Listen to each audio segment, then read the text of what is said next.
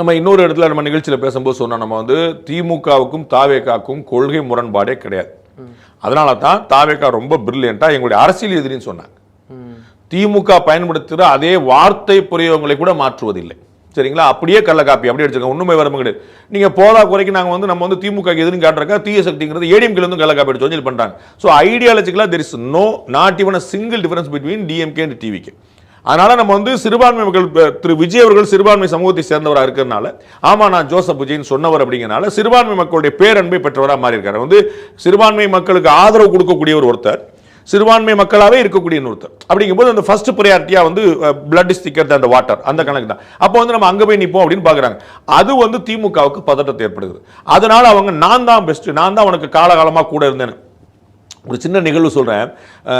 ஏடிஎம்கே பிராமணர்கள் நார்மலா ஏடிஎம்கே வாக்களிப்பாங்கன்னு ஒரு தியரி முன்னாடி இருந்துச்சு. அப்ப ரெட்டலை இருந்த பீரியடு, பாஜக எல்லாம் பெருசா வளராத பீரியடு. அப்ப எங்க ஊர்ல சிறுவத்தில் தாமரைக்கணி வந்து தனித்து போட்டிட்டு 91 வந்து இதுல அவர் வந்து ஏணி சின்னத்தில் தனியானார்.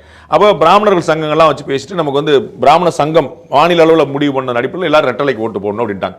அப்போ தாமரைக்கணி வந்து நேராக வந்து அங்கே ஊரில் எங்கள் லோக்கலில் இருக்கக்கூடிய ஒரு டைப்பிஸ்ட் மணின்னு சொல்லிட்டு பிராமண சங்கத்துடைய பிரதிநிதி அவர் வீட்டு வாசல் நின்று, மணி உனக்கு தெரியும் எதுவாக இருந்தாலும் நான் தான் கூட நிற்பேன், ரெட்டலைன்னா நான் இருந்தால் தான் ரெட்டலை, அதனால் எனக்கு ஓட்டு போடணும்னு சொல்லிட்டு இரட்டை இலைக்கு ஓட்டு போடக்கூடாது எனக்கு தான் ஓட்டு போடணும்னு சொல்லி அவர் இதுக்கு முன்னாடி ரெட்டை தான் இருந்தார்.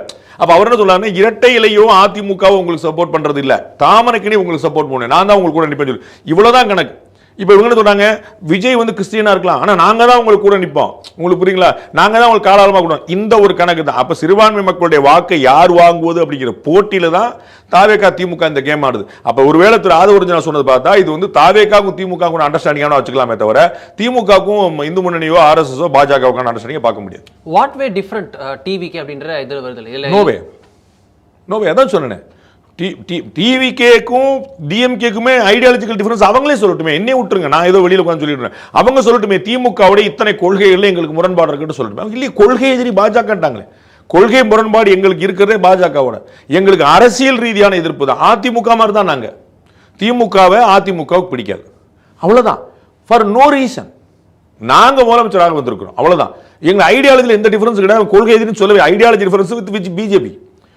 டிஎம் கூட எந்த டிஃபரன்ஸ் கிடையாது. நீங்க வந்து இருமொழி கொள்கை வச்சுக்கோங்க, கச்சத்தீவு வச்சுக்கோங்க, காவிரி வச்சுக்கோங்க, நவோதயா பள்ளிக்கூடம் வச்சுக்கோங்க, ஒன்றிய அரசு சொல்ற வச்சுக்கோங்க, ஜிஎஸ்டி வச்சுக்கோங்க, நீட், எந்த விஷயத்துல இவங்க டிஎம்கே சொன்னது தப்புன்னு சொல்லிட்டு சென்ட்ரல் கவர்மெண்ட் சொன்னது சரி சொல்ல போறாங்க.